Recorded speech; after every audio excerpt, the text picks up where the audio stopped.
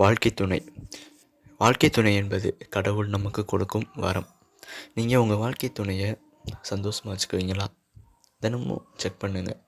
உங்கள் வாழ்க்கை துணையை நீங்கள் சந்தோஷமாக வச்சுக்க செல்வம் பெருகும். நம்புகிற மாதிரியா இருக்குதுன்னு கேட்டிங்கன்னா அதுதான் உண்மை.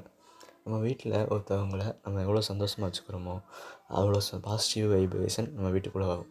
அந்த பாசிட்டிவ் வைப்ரேஷன் எல்லாருக்கும் பரவும். அதன் மூலமாக வாழ்க்கை ரொம்ப அழகாக இருக்கும். அப்படி தான் அதை சொல்ல வரேன். அதனால் உங்கள் வாழ்க்கை துணையை நீங்கள் எப்பயுமே சந்தோஷமாக வச்சுக்கோங்க.